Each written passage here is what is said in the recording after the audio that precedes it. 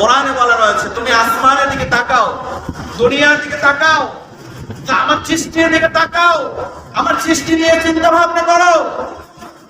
ফারজিল বাসরা হাল তারা মিন ফুতুর সুম্মা রজিল বাসরা কাররাতাইন ইয়ানকালিব ইলাইকাল বাসরু খাসিআন ওয়া হুয়া হাসীর।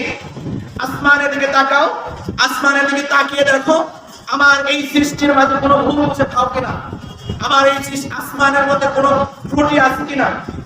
হাজার হাজার লক্ষ লক্ষ কোটি কোটি বছর যাবত এই লক্ষ কোটি মাইল দূরে কোনো খাম খোঁড়া নাই, কোনো কুলকিনারা নাই, কিচ্ছু নাই, কিভাবে এটা দাঁড়িয়ে আছে? এই আসমানের মধ্যে আমার তারকারাজি রয়েছে, লক্ষ লক্ষ কোটি কোটি তারকারাজি, যেটা আমার এই পৃথিবীর চাইতেও হাজার হাজার গুণে বড় এক একটা তারকা। সূর্য আমরা মনে করি আমাদের কাছে ছোট মনে হয়, সূর্য আরো অনেক বড় আমাদের এই সূর্যের পৃথিবীর চাইতে। চন্দ্র আমাদের পৃথিবীর চাইতে অনেক বড়। এই সৃষ্টি নিয়ে একটু চিন্তা ভাবনা করো। ইব্রাহিম আলাইহিস সালাম চিন্তা ভাবনা করেছিলেন, ইব্রাহিম আলাইহিস সালাম চিন্তা ভাবনা করেছিলেন কি নিয়ে? তারকা নিয়ে, কি নিয়ে? চন্দ্র নিয়ে, কি নিয়ে? সূর্য নিয়ে, রাত নিয়ে, দিন নিয়ে। তিনি চিন্তা ভাবনা যখন করেছিলেন তখনই তার ঈমান বৃদ্ধি পেয়ে গিয়েছে।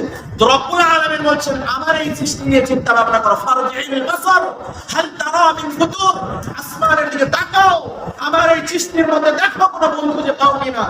আমার এই সুম্মা রজিল বাসর, কতবার আবার তাকাও, আবার তাকাও, বারবার তাকাও।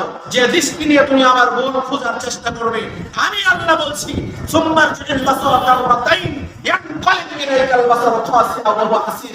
তোমার ওই যে দৃষ্টি নিয়ে আমার এই সৃষ্টিকে ভুল ধরার চেষ্টা করবে, বারবার চেষ্টা করবে, ওই দৃষ্টি বারবার ফিরে আসবে, একটা ভুল খুঁজে পাওয়ার চেষ্টা তো দূরের কথা, একটা ভুলও খুঁজে পাবে না। তো সম্মানিত মুসলিম کرام, চিন্তা থাকতে হবে আমার আপনার এই আসমান জমিন দুনিয়া, এই বাতাস, এই বৃষ্টি, এই রোদ, এই যে ঘাসপালা, এগুলো কোথা থেকে আসছে? রব্বুল আলামিন বলছেন, রব্বুল আলামিন বলছেন যে তোমরা যে বীজ বপন করে আসো, এই বীজ কি তোমরা অঙ্কুরিত করো না, আমি মাটিতে অঙ্কুরিত করো। আমি আপনি নিজে নিয়ে যদি চিন্তা করি, আজকে কি খেয়েছি, আজকে যা খেয়েছি সেই রিজিক নিয়ে যদি চিন্তা করি, কোথা থেকে আসলো, কিভাবে তৈরি হলো,